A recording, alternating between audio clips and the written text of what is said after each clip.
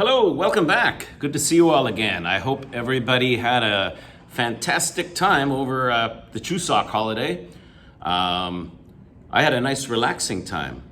It's a good time for me. My family is far away, so I spent a lot of time just sort of catching up on things at home, spending a little time with some friends, but a lot of relaxing and like I said, catching up. I hope that wherever you were and whoever you were with, you had a wonderful time. And it's good to be back. And I guess it's time to start studying again. We're in week number 4 now of our course. Week 4. We're moving along. And a lot of you are already telling me that you can feel a little improvement. You're understanding the test a little better. That's great to hear. There's no substitute for practice and experience and exposure to the TOEFL test, and that's what we're trying to do here, get you lots of exposure. And through that, you learn the test. And by learning the test, you improve your score, your time, your confidence, and everything. Okay, let's start. Each week, of course, we review the homework from the previous week. And so I'll go over the work, and as always, if there's any questions, please ask me. A couple of you have sent pictures of your homework. That's very nice. I appreciate that, but you don't have to do that. Basically, tell me you finished the work, ask any questions that you have or any comments that you want to make. And then in the next week, I'll review the work and you can check and check your answers and then see if there's still something you don't understand or something that doesn't make sense. Then, of course, you must ask me in your email. Okay, last week, page 14, autism. Something that we've learned a lot about over the last couple of decades. I remember when I was younger, people didn't know much about this disorder, and they thought, autistic people were crazy, or something's really wrong with them. But basically, we've learned that autistic people are very normal people that just sort of have some trouble with some functioning, some life functioning, often social functioning. Almost like imagine a really good computer that has one wire not working right, so it affects the whole computer. Maybe something like that. And now, through the help of science and studies, medicine, and some movies and popular culture, we've learned a lot about autism. So we're much better able to deal with it and help the people who have this condition. Developmental disorder, development of your mind, your body, your brain, your life. So it starts affecting children. When we say developmental, it means having to do with children developing into adults. Severe behavioral abnormalities. Notice this AB. It's rare in English, but AB is like UN or IN or NON sometimes, meaning not. So abnormal means not normal. Primary areas of functioning. Primary means, of course, the main areas. PRI means like number 1. Primitive means sort of basic or simple, like primitive humans from thousands of years ago. Primary areas means the main ones, the most important ones. Its onset is often early. Now, what is onset? Let's see. It's often early. It generally makes itself known. In other words, it shows or manifests itself. So what does that mean? To show itself the first time. So onset, therefore, is the beginning or the start of it. See how it fits in the context of the sentence. This is D. Number 7 is D. It is not a single disease entity, but is instead a syndrome. So syndrome must mean not single or not one. A is plural. A concurrent, happening together, same time, happening together, set of symptoms. The key here is it is not single, it is therefore more than one, or symptoms. Again, symptoms, by the way, are signs.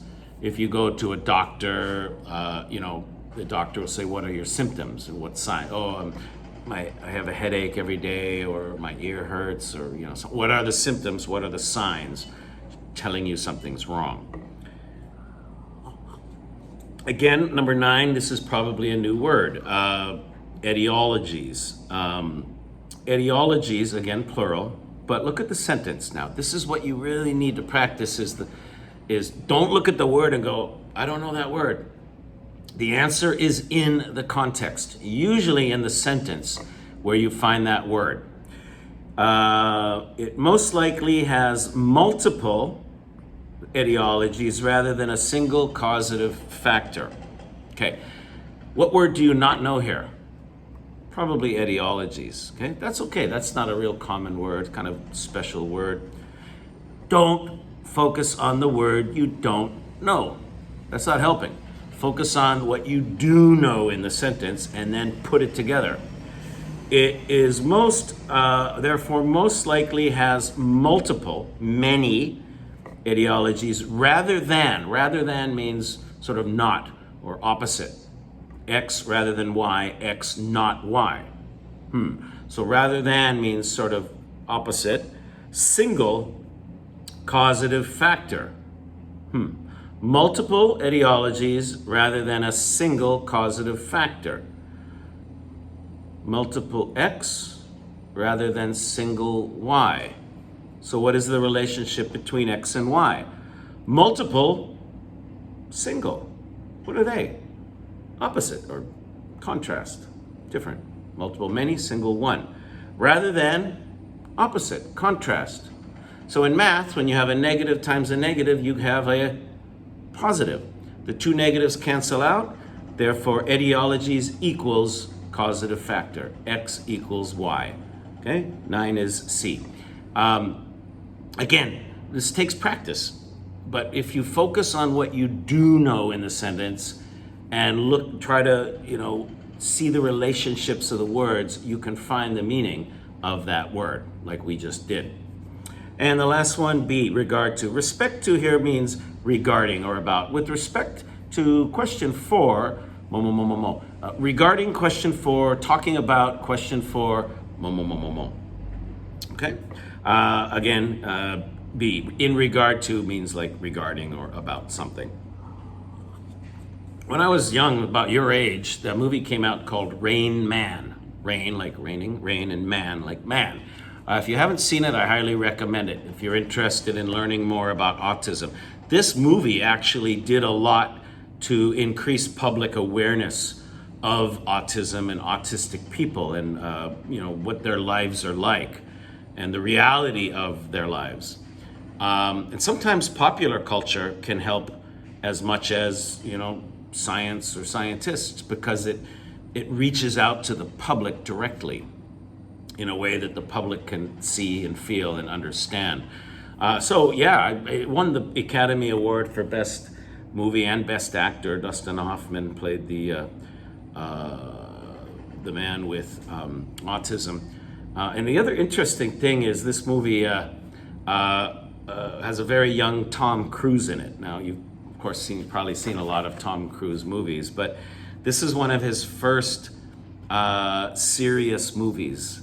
Right? Before Rain Man, he made a lot of sort of action, fun movies, focusing on, he's a handsome young man. But this movie was a very serious story, human story, and it kind of changed his career. It brought him into a new sort of type of acting, and his career really blossomed from there as he aged. So anyway, Rain Man, highly recommend that movie. Parasitic plants. A parasite, as we know, Kisang Chung.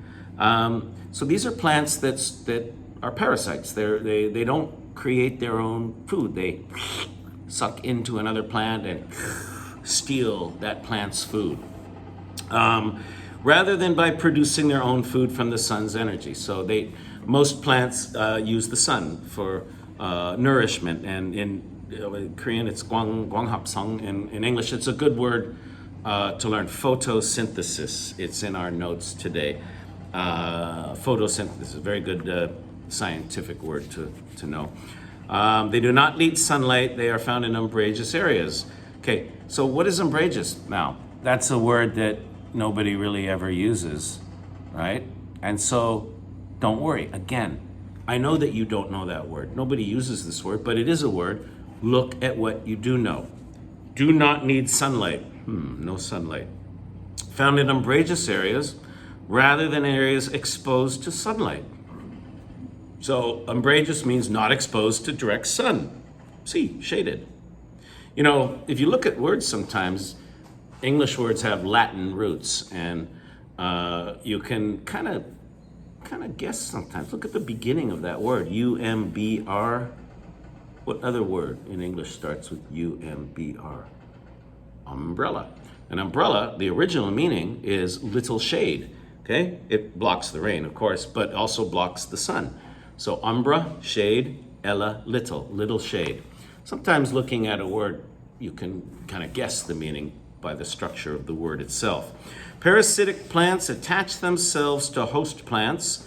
So the host is what the parasite eats from, kind of like in the movie, right? Eating from the owners of the house sort of thing. Often to the stems or roots. Okay, the stem is the part that sticks up, the root is under, the stem is above the ground, the base, and then the root is in the ground, the base in the ground, I guess. Historia, which the parasite uses to make its way into. Make its way into means go inside or penetrate. Go inside, enter, penetrate. So what is Historia? Well, it's what the parasite uses to go inside. Right? So think of it like a needle or an arm or a finger going inside the host plant, right? That's the key. If you draw a picture in your mind of this, you have a parasite and you have the host plant, and the parasite goes inside, drills a hole and sucks out all the nutrients or some of the nutrients. Therefore, offshoot. An offshoot is something coming out from the main body, like your arm or your fingers, okay, your toes, your feet. Those are offshoots. So these offshoots from the parasite, these, let's say, arms that go inside the host plant, that's the Historia. Number 14, ponderous bloom. Bloom just means a flower. Well, these are 7 kilograms. Now, if I tell you, if I just mention a 7 kilogram flower, what is the first thing that goes on in your mind is that's pretty heavy. Therefore, ponderous means heavy, D. And diameter, this is a really good word. A diameter means the distance through the middle of something. Two. So when you go through the middle, you cut something in two. The easiest way to describe it is the distance through a circle. Meter is a measure, so measure in two. Cut the circle in half and measure it. That's diameter. A half diameter is what we call radius, radius, and that's from the middle of the circle to the edge. So radius times 2 would be diameter. An interesting thing here about parasitic plants, we have a plant called mistletoe, mistletoe, mistletoe, that's quite famous in Western culture for two things. One is Christmas, and the other is love, romance. So at a Christmas party, people stand under the mistletoe, and then if somebody's standing under the mistletoe, you can kiss them. So they'll hang the mistletoe in the ceiling, and if somebody happens to be standing there, then you're allowed to kiss them. Just sort of friendly kiss, of course, but the idea is to promote romance and love and getting to know each other and that kind of thing. So we all associate mistletoe with beautiful things, Christmas and love. That's great, but what we don't know, a lot of people don't know, is mistletoe is actually a parasite, and it comes out in the late fall, early winter, Christmas time, usually in very wet, kind of cold, wet climates, like where I'm from, Seattle, has a very cold, wet fall and winter. And the mistletoe will attack the plants then, and that's why mistletoe is also associated with that time of year, with Christmas. at that time of year. Alrighty, let's move on. Edna Ferber. Now, she's not really famous today, but if you studied American literature, you would probably read some of her novels. She was very famous, 100 years ago, and is considered a great American novelist. So anyway, she embarked on her career. Okay, again, the beginning here, starting. To embark on something is to begin. B, number 16 is B, start out. Again, the context tells you that. Her big break came with the novel So Big. Her big break, her big chance, or C, opportunity. Number 17 is C, a big chance, okay? Now why? Well, she won the Pulitzer Prize. We're gonna talk about the Pulitzer Prize in the next couple weeks. We're gonna read an article about, essay about it and learn about it. That's the most important literature prize in the US. It's like Academy Awards, but for writing. And newspaper writing, novel writing, photography, newspaper photography, even comic strips, music. So it's a writer's award, and it's the top award in the US. The main conflict in the novel, okay, conflict, keyword, fight, is between a mother, and a son. Mother and son fight, okay? It's pretty common, I guess, a lot of times mothers and children don't get along.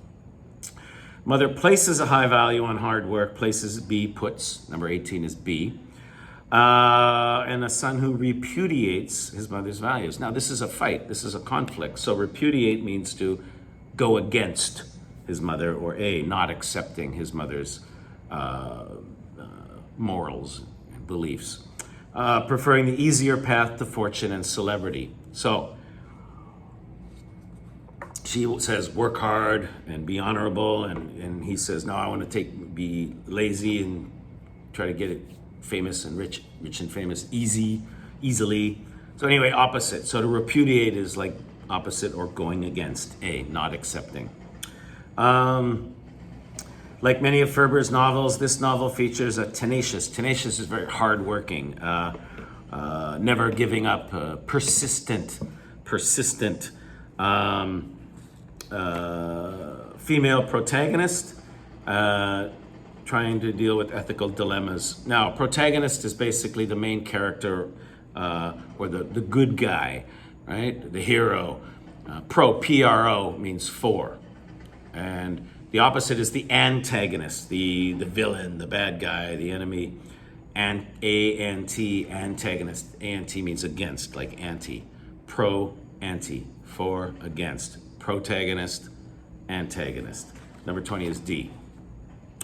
Probably the best known was Showboat. Tells the story of a Southern woman married to a charismatic but irresponsible man who leaves her with a daughter she must take great pains to support. Now, take great pains doesn't mean feel pain. It just means working hard.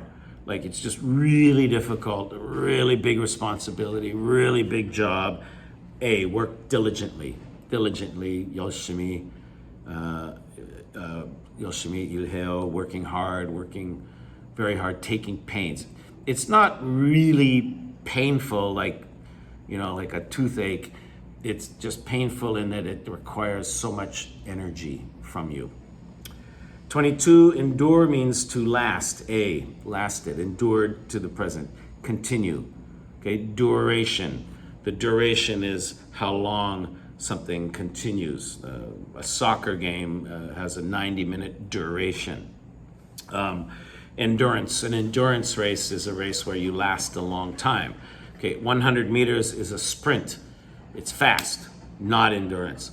A marathon is very long. It's about endurance. It's not about fast. It's about enduring for a long time. You've heard of Duracell, the battery? Dura, long-lasting, cell, battery. Number 23, an epic here. Notice, now this is a bit tough. Epic novel. The key here is novel. A novel is a story, therefore not B. Non-fiction means true, real, not a story. A novel is a story. So an epic novel is a lengthy story, long. Samgukji, maybe you've read that. That's kind of an epic. it goes on for a long, long time, many years, long story, happens over the course of decades. That's an epic novel or a lengthy narrative. Narrative is a kind of story. And a center on is to focus on. See, like in the middle. Center, middle, what you're focusing on, right in the middle. Like if you're doing archery, you're focusing on the middle, the center, centering on it. Okay, good work. Yeah, that's all for Unit 1. Any questions or any problems, ask me. But remember, the key is to look at the vocabulary words and either you know the word, but you have to understand the meaning in the context, or you don't know the word, and again, where do you find the meaning? It's in the context. Never panic when you see a word you don't know. There will always be new words like umbrageous and historia in your TOEFL reading. Okay, the key is you don't have to be an expert in vocabulary, you have to know how to find the meaning in the context. And we're going to be working on that all semester, so don't worry, you'll get lots of practice. A referent, reading skill 2, page 17. A referent is a word, usually a pronoun, but sometimes an adjective, that refers, talks about a previously stated word. So if I say, he is a really good guy. Who is he? I don't know. He is a good guy. Now you don't know because there's nothing, it doesn't refer to anything. But if I say, my father always helped me with my homework. He is a very nice person. Okay, simple sentence. But anyway, now who's he? My father. Why do you know that? Because it refers back to, he refers back to my father. You have a referent. You have a person here that you know that he refers to. Let's take a look. The formation of tornadoes. Now, once again, I will go over the introduction here kind of, briefly. And I'm strongly recommending that you read it yourself. Page 17 and 18, okay? We'll go over it together now. After the video, it should be part of your homework, part of your work. Read it, look at those examples again, go over them, make sure you understand them. This is really important that you do this with every new reading skill and listening skill. A tornado is created when warm, moist air rises from the ground and comes into contact with a mass of colder air at the bottom of a thundercloud. The rising air pushes against the colder air and the rotation of the earth, so it pushes up, but it's warm. Okay, but that air of the thundercloud is pushing it back down. So instead of going through, it starts to spin around.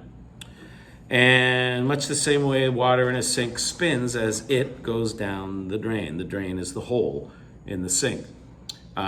What is it? What goes down the drain? The water. It refers to the water. The referent is water. Right? B. Number 1 is B. Next, the pressure in the center, at the center of the tornado is much lower than that in the air surrounding it. So what are the 2 points here? Pressure of the air in the middle of the tornado, the twister, and they're comparing to the pressure in the air outside. Pressure, pressure. Pressure inside, pressure outside. That refers to the pressure outside or surrounding, which means outside. Number 2 is A. Number 3, the low pressure creates a funnel, kaldegi,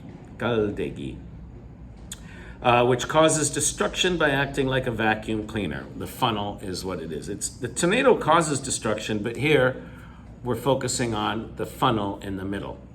Okay, A, again, number 3 is A. The funnel in the middle of the tornado causes the destruction, which refers back to the word funnel. Again, at the top of page 19, the shaded box, you should read that. These ones are a little easier to recognize. You're going to see the word refer. X refers to, now you know it's a referent question. Look at the sentence, find the X, the word, and then look back. What word does it connect to?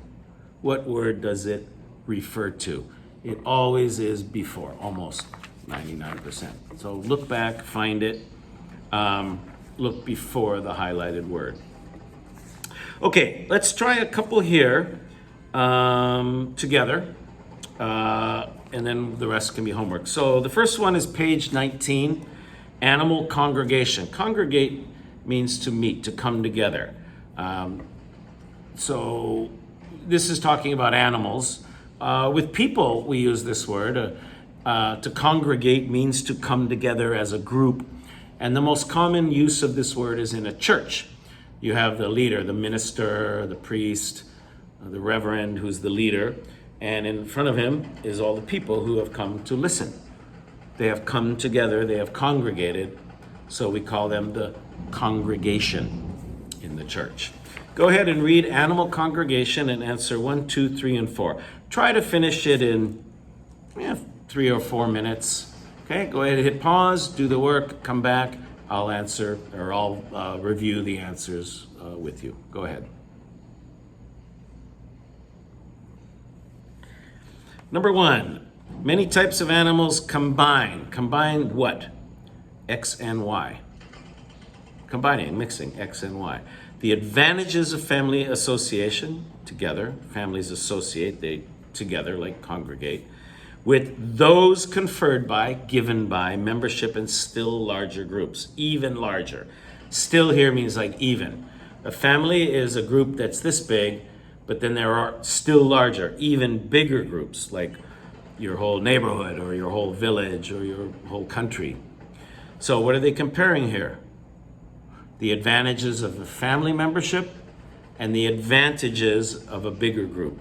Well, your whole country, you're a member of your country. That's a much bigger group.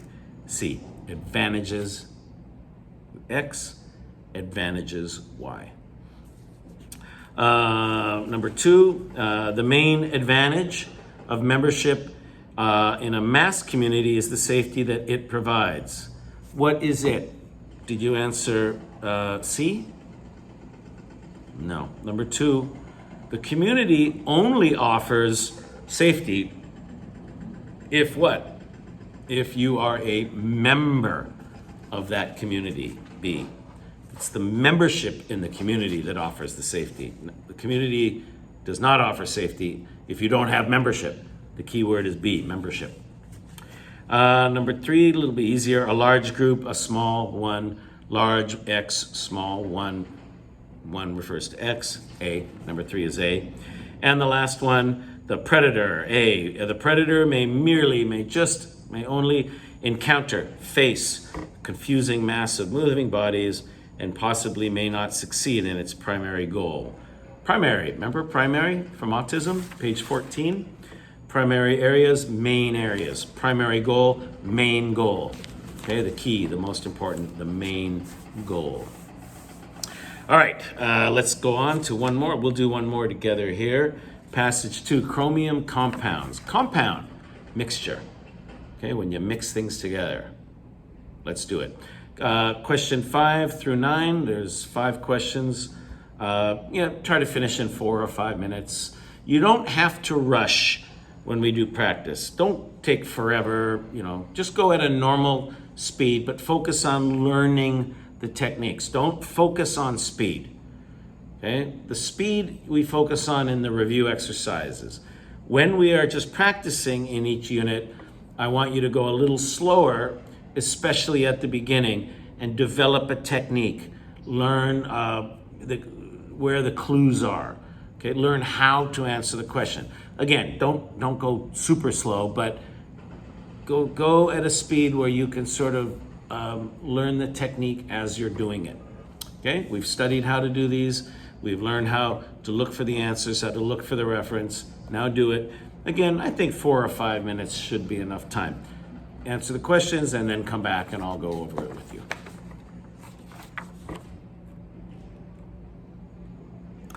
Brightly colored hues. A hue, again, is a shade of a color or a color. And as a result, they are widely used, commonly used as coloring agents or pigments in paint. So we're talking about paint here.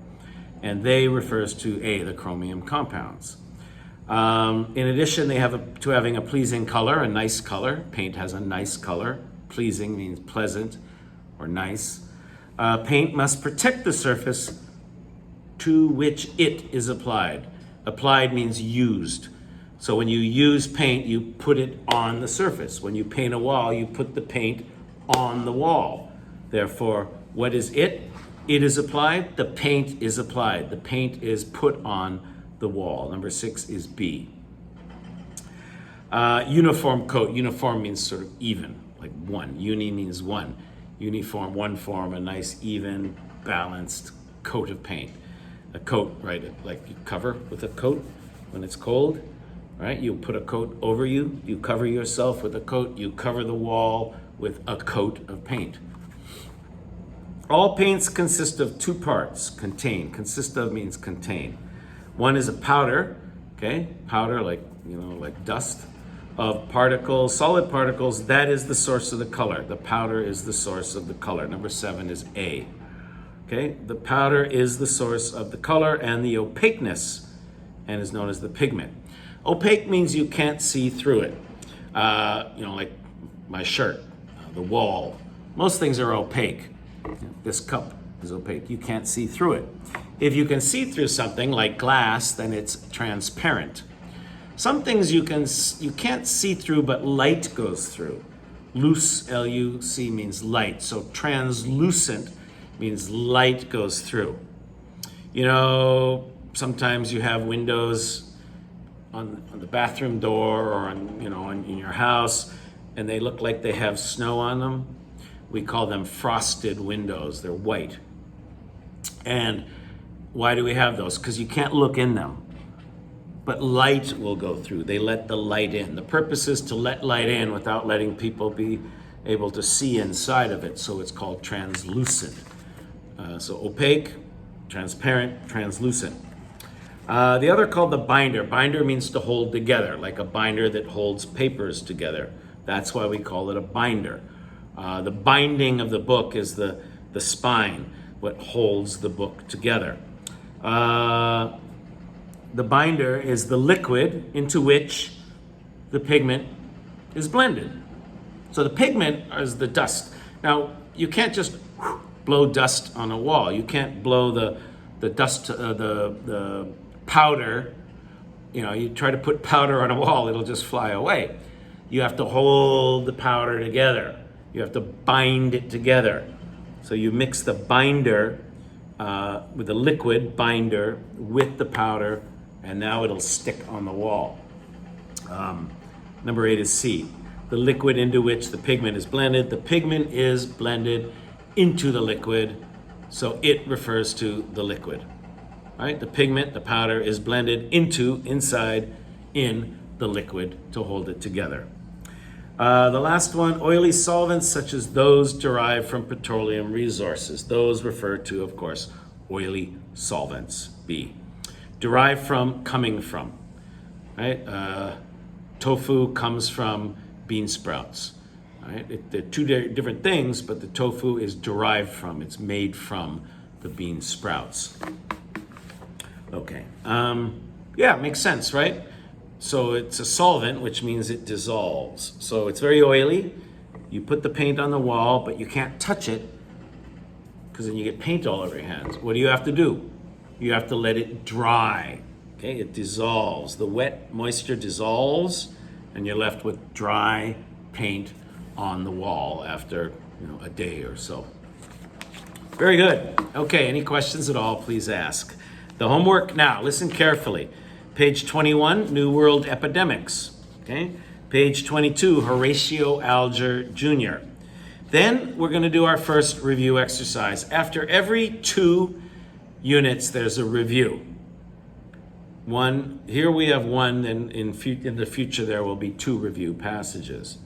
Coral colonies, page 23 and page 24. Page 24 is really the page you need. It has all the shaded areas and that kind of thing. So really you can use page 24. And then this is a review of units 1 and 2. Vocabulary from context, and recognizing reference. All the questions are going to be from units 1 and 2. So read Coral Colonies on page 24 and answer the 13 questions from units 1 and 2. Page 25 has the 13 questions. And then stop. You don't have to go on to page 26. We'll start that together next week in the video. So once again, page 21 and page 22, do it on your own time. Just practice the technique, understanding the question.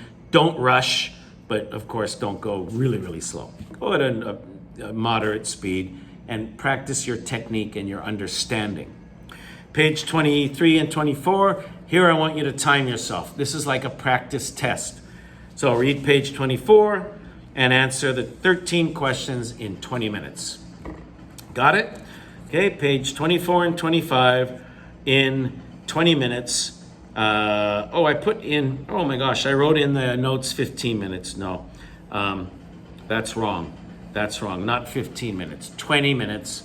And then tell me. So in your email this week, finish all this work and tell me it took XX minutes to finish the review exercise. Okay, that's the homework for this week. Now let's go to listening. Please turn to page 119, Pek Shipku Peji. Let's review the reading listening test now. Okay, I sent you the files last week for the reading test. If you need them, you can listen to them again now. And I also sent you files today for this week's listening that we will do a little bit later. Page 118, consultation problem with a class. Now, when we review listening in our videos, I suggest that you hold the book open at 2 pages. One, the page with the questions, and also the page with the script, which is here, page 580. Obek Palship Peji. Okay, I would go back and forth because I refer to the script and the questions while we review the passage. First of all, look at page 119. This is very important. There is so much information here and so much help that you must learn how to get that information before you listen. Listen as a student consults with his advisor. So there's 2 people, a student and an advisor. The student is the young man, the advisor is the woman. Where are they? Advisor's office. Okay, what's going on? Well, a problem with the class. So what's this about? Is the student here for fun? No.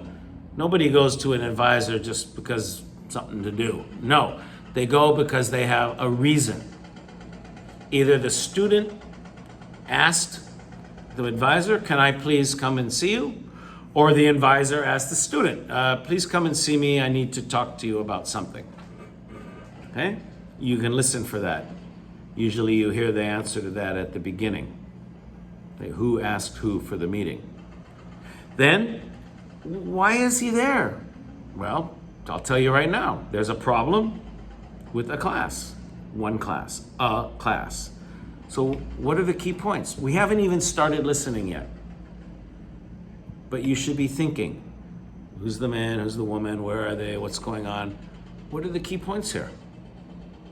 Well, what class is it? And what is the problem? So as you listen, you're listening for that information right away, because that's the main point, the class and the problem. What else are you listening for? Well, look at the picture. The student's there because he has a problem with a class. And the advisor's there because she advises. She gives advice. She helps. That's her job. So what's going to happen? The student's going to talk about his problem with the class, and the advisor is going to advise him on how to fix the problem. Now you know what to listen for. You go, what is his problem? What is the class? What's wrong? Now, what does the advisor say? You should do this, you should do this, you should do this. That's the conversation. Listening for that, knowing what's coming up is going to help you take better notes and be a better listener and answer better. Okay, if we listen right at the beginning, page 580. Sorry, I lost my page here. Hi, Brad. Thanks for coming in. So the advisor asked him, please come in. Thank you for coming in. She had asked him, I need to talk to you. Please come to my office. What did you want to see me about? There was something of a problem. Ding, ding, ding, ding, ding. You hear that word. There's something of a problem. Here it is. This is the key. This is why they're there. What is it? You mean my history class? Yes, you understand that there's a problem in your history class, don't you? A problem with the class, history class, problem number 1B. Again, synonyms. What's another word for problem? Deficiency. Number 1B, there's your synonym. Deficiency, problem in one class, history class. So what does the advisor say at the end of her bit here? What's the problem in history? Okay? That's so important that you notice that. What's the problem in history? This is a signal to you as a listener. Because what did we talk about? What are we listening for here? What class? History. And what problem? But when the advisor says, what's the problem? She's actually telling you, pay attention. Here comes the key point. Well, it's early in the morning. How early? 9 o'clock? That's not so early. She's not impressed already. 9 o'clock's not that early. That's normal. Our classes start at 9 when we have regular in-class classes. But I know a lot of students don't like 9 o'clock classes. Maybe the student's Hongik student. I'm only kidding. But I know a lot of students don't like getting up early for class. I understand. Set your alarm clock. You do get up and go to history class, don't you? Usually, this is kind of funny. Usually. Now, when somebody like a professor, a teacher, a parent repeats, but in that tone, you usually go to class. Right? You go to class, don't you? You know, that's your job. You're a student. You go to class. Usually. This means this is not a good answer. C. That's not an acceptable answer. Sorry, no. Usually is not good enough. You're a student. Your job is to go to class. You shouldn't usually go to class. You should go to class every day. That's what she's saying. Number 3 is C. So look at number 2. What problems? You choose 2 answers. The first one we already know. C. He misses class. He usually goes to class, meaning he's not in class all the time, meaning this is one of the problems. Moving on, she says, now what does she do? She starts giving advice. What should you do? You should be there, go to every class. Good, I'll try. Sit in the front of the class. Okay, advice. Okay, get there early. Advice. Okay, always. Now, when you're writing down notes, write down these things. What does the advisor say? Go to every class. Get there early. Sit at the front. No. That's how you take notes. Then here comes signal number 2. Now, is that your only problem, that you miss class and you get there late? See, again, is that your only problem? There's your signal. Ding, ding, ding. There's that word, problem. Listen carefully now, because here comes problem number 2. I didn't do too well on the exam. Why is that? Well, a lot of the questions on the exam weren't from the book. Blah, blah, blah, blah, blah. Number 2, C and D. He does not understand what is being tested. Now, probably because he missed so many classes, but anyway, C and D. He misses classes and he doesn't understand all the questions on the test.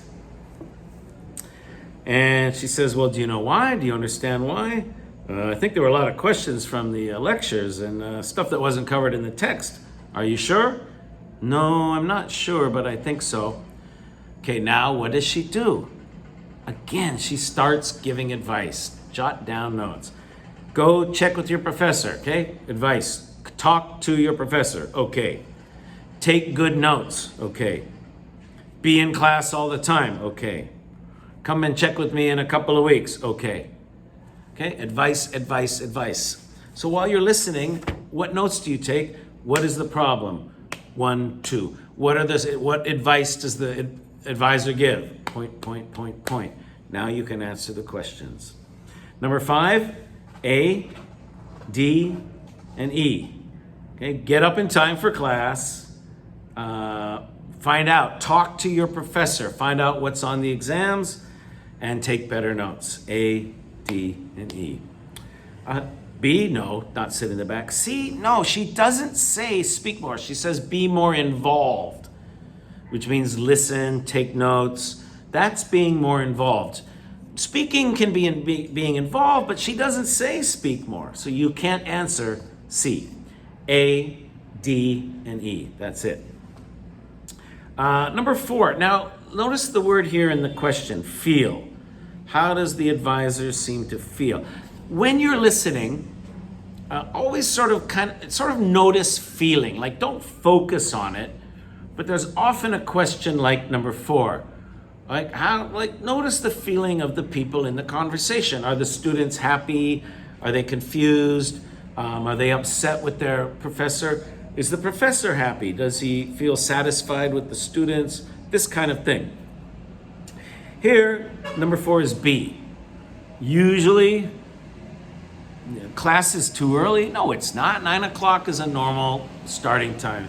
His excuses are very unacceptable, and B, very, very weak. And number 6, this is a tough question. None of the answers look exactly right. What can be concluded? D, the student should really consider taking a different course. No. She doesn't say drop the class. She says work harder, go to class, sit at the front, get there early. D, no. The advisor expects too much from the student. No, C, no. Go to every class? That's not expecting too much. Pay attention, take notes, ask your professor questions.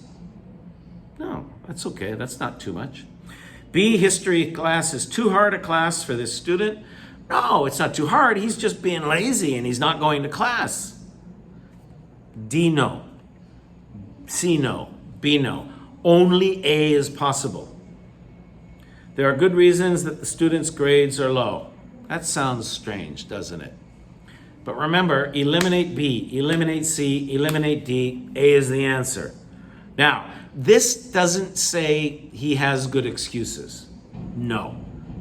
This says there are reasons that explain well why he has low grades. It doesn't mean he has good excuses. It means, oh, that's good for you. No. His excuses are bad. They're weak. They're poor.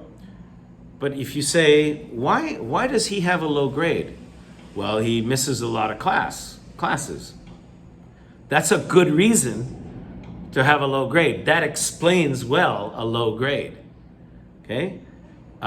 He doesn't understand the tests. Well, that is a good reason to get a low grade. It doesn't mean his excuses are good. It means these reasons explain well his low grade. A. Okay, moving on. Psychology, sleep. Okay, we have a professor here, sort of in the middle with the tie on, and we have 2 male students and 2 female students. Professor, 4 students. This is a seminar, not a lecture. It's a small group discussion. What happens then? Oh, there'll be questions and answers, and the professor will explain things. Let's listen. Today we're going to review the characteristics of sleep in both humans and other types of living beings. What is this? Listen right at the beginning. Okay, listen always right at the beginning. That's the main point. That's the main idea. That's the gist. Okay, what does the instructor mainly want to get across? Number 7 is saying, what's the main point? Main idea, main topic, main subject. Okay, D. Okay, the characteristics of sleep in humans and other animals, humans and other living beings. D. Moving on, the professor says, what happens to the human body when a person is sleeping? When the professor asks a question, take note. Listen carefully. Okay, look at the picture. Imagine that you're there as a student. What is the professor going to do? He's going to explain things. Listen, take notes. He's going to ask questions. Listen for the answers. Those are obviously important points. That's why the professor is asking them. What happens to the human body when a person is sleeping? Well, she says the muscles relax, both breathing and heart rate slow down, and brain waves change. Number 8, A and C. Muscles become relaxed, heart rate slows down. Heart rate to slow down is to decrease. Heart rate decreases. A and C. Now, there's a lot of information here, but it doesn't match the question. So you listen, take notes. What are the key points? Talking about deep sleep, talking about brain waves, and so on and so forth, slow and fast brain waves. And then we get to REM sleep, rapid eye movement, when you're sleeping and your eyes are moving a lot and like that. That's called REM, rapid eye movement sleep, and that's when you're dreaming. That's dreaming sleep. Now, you should take notes while you listen, because those are all key points, and you don't know what questions you'll be asked. So be prepared for any question on any key point. Now, number 3 is interesting. About halfway through, you get a big signal from the professor. Remember the beginning. What's the main point? We're going to talk about sleep, characteristics of sleep in both humans and other types of living beings, humans and other animals. Up to now, we've only talked about humans. So coming up next, other types of animals, other types of living beings. But what does the professor do? Okay, let's stop for a moment and make sure it's all clear so far. Stop, check. Stop, review. A good professor stops before moving on, reviews everything, makes sure the students understand, and then we will move on to part 2, other living beings. We've seen that when a person sleeps, there's different types of brainwave. Number 9, A. Okay, stop, review. Stop, go back. Stop and check. Okay, let's review the material we just covered. Number 9A. Then we go and we talk about animals here. They talk about mammals. Mammals means animals that feed milk to their babies. Okay, they have warm blood, and the babies are born alive, not in an egg or something like that. But the word mammal actually comes from the word milk, because the mother gives milk to the babies. Number 10, so what do we learn here? Fish do not dream. Mammals dream. Birds, well, we're not sure, but they may or may not dream. Again, the best answer is fish, no periods of dreaming. Mammals absolutely dream. We're mammals, we dream. Dogs and cats, you see them kind of kicking when they sleep and whimpering. They're dreaming. So mammals definitely dream, and birds, well, maybe they do, maybe they don't. Anyway, shorter periods of dreaming. Okay, follow along. What does the professor ask? What does he say? What are the main points? Number 11, again, feeling. What is the feeling here? C, satisfied. Yeah, oh, that's a very good answer. That's good, not bad at all. Blah, blah, blah. Okay, the professor seems very, very C, satisfied. And number 12, what conclusion can be drawn? Now, again, this is tough. None of the answers is right. Exactly right, but the best answer is D. A, all animals dream during their sleep. No, completely wrong. B, humans are the only animals that dream during their sleep. No, completely wrong. Dogs and cats, we know. If you have a pet dog or cat, you've probably seen them dream in their sleep. C, most animals do not have changes in brainwaves. No, only fish don't. Fish are not most animals. They're one type, one species, but most animals do not have changes. Only fish don't have changes, so C is wrong. Only D is possible. Mammals seem to dream in their sleep, yes. Other animals do not. Well, birds might dream. They may experience short periods of dreaming. Reptiles and fish don't. Okay, D is not perfect. D is not exactly right, but D is the best answer. A, B, and C are wrong. They're impossible. D is the best answer. All right, number 12 is D. Remember, always look for the best answer. It doesn't have to be perfect. How do you find it? By eliminating other answers. Okay, any questions? Please ask me in your email. Let's move on. Listening skills, page 125. Now, with the test we just did, remember again, don't worry about your score. Just remember how you felt doing this. Okay, write down your score and remember it, but you don't have to tell me your score. And don't worry if it's low, and don't worry if it's confusing. What did we learn? We learned about how to look at the pictures and start predicting the talk, how to know what to listen for, how to listen for key points and take notes, how to predict questions, how to follow the professor in a seminar. Remember, the professor's the lead, professor's in charge, follow him or her. And also the questions, what kind of questions were asked. Okay. Compare how you felt today with how you feel at the end of the semester when we do another exercise like this. If this was difficult, if this was confusing, do not worry. We're going to go back down to the beginning and work our way back up again to that level. Okay, so let's start now. Let's forget about the pretest now. Let's go back to the beginning and start learning about the TOEFL listening test. Number one, understand the gist, page 125. Gist means the main idea, the main point, the key point, the subject.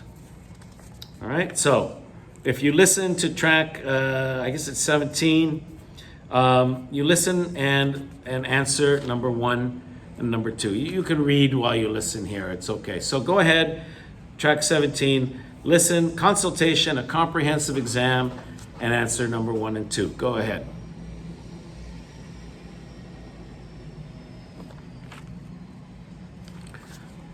Okay, why is the student there? The student is there to ask questions about a comprehensive exam. Comprehensive means everything, talking about everything. Like at a lot, I think here at Home Day also, if you're a senior, you have to take a comprehensive exam in your major, not for one class, but for the whole major. Usually it's pass-fail. To graduate, you must pass this exam. So why is the student there? Why does the student go see the advisor? C, he wants to learn about a requirement for his major. This exam is required. It's not optional. If you don't take it, you don't graduate. No option. C. And number 2, very similar question, D. The exam requirement for a specific major. For his engineering major,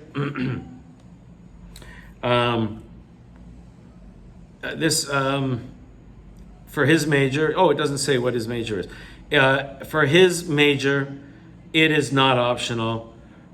He must take the exam, so therefore D.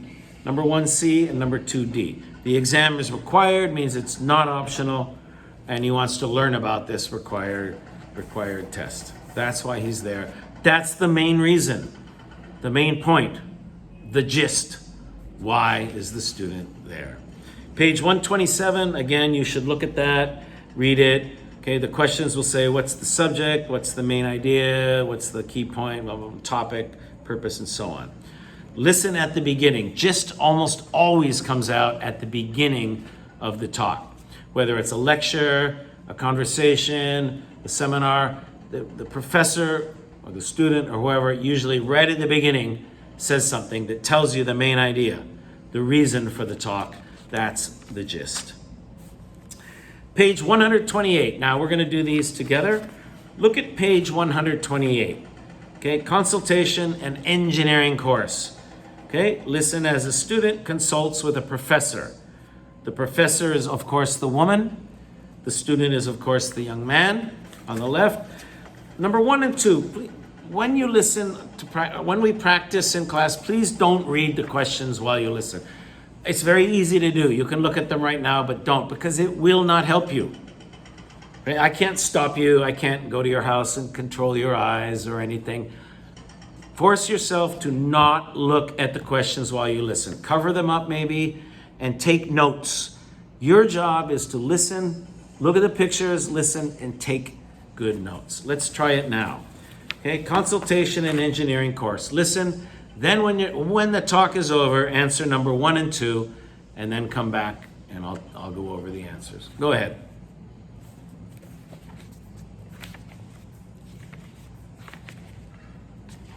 Okay, the scripts are on page 581. Professor, I have a question about this engineering course.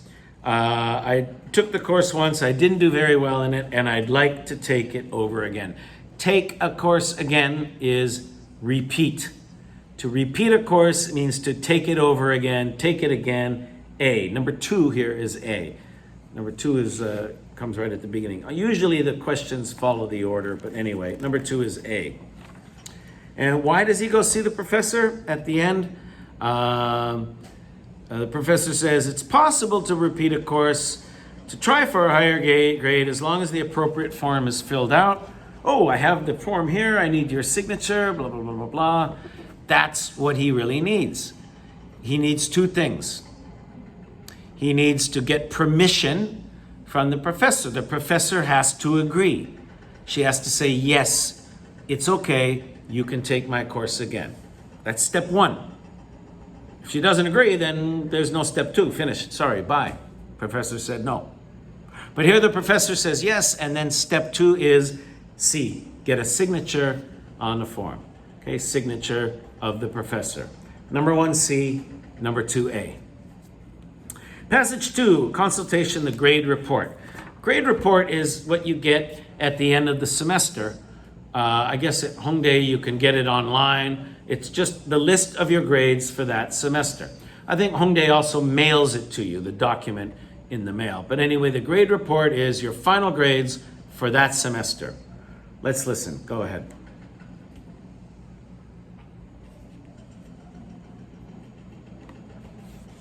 Okay, again, as you listen, you should not look at the questions, okay? Quarter, by the way, a quarter, some universities in the US use a quarter system, meaning 4. 1 quarter is 1 season. So you'll have a fall quarter, number 1, winter quarter, number 2, spring quarter, number 3, summer quarter, usually optional, number 4. 4 quarters, 1 year. Here at Hongdae and at many universities, they use a semester. Semi-half, half and half, spring semester, fall semester. But many schools, including my undergrad school, use a quarter system. 3 quarters in a year is considered a full year. Okay, the student says, I have a problem, and I hope you can help. What's your problem? Why is the student there? B, to find a solution for a problem. When you have a problem, what are you looking for? A solution. Number 3, B. Number 4, I haven't received my grade report from last quarter, and my friends have already received their grade reports. You haven't received yours yet? No, I haven't. He didn't receive what? His grade report. What is that? It's from the school, it's a piece of paper, it's a very important document. Where is it? He didn't get it. I don't know. If you don't know where something is, it's missing. Number 4, D, finding a missing document. That's it. Done. Because the gist comes out right at the beginning, usually.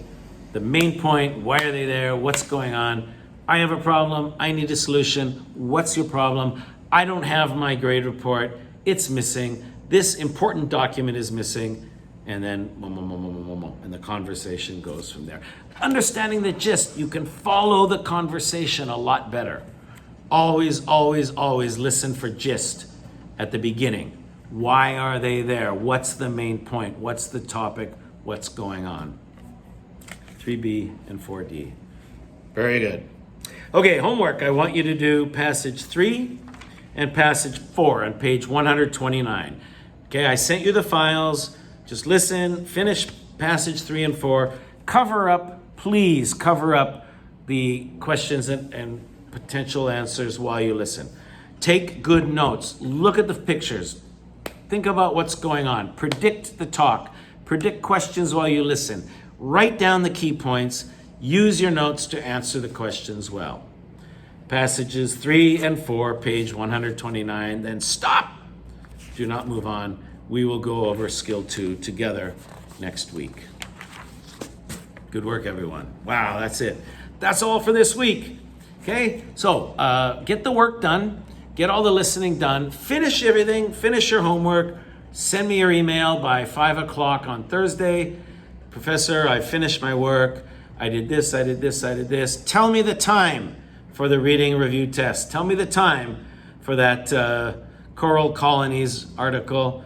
Do your best to finish it within 20 minutes. If it takes longer, that's okay, just tell me. But make it your goal to finish within 20 minutes. Okay, that's it. That's all for this week. Great work, everyone. Good to have you back. Have a wonderful week. I look forward to hearing from you, and be sure to ask if you have any questions. Have a great week. We'll see you next time, everyone. Bye-bye for now.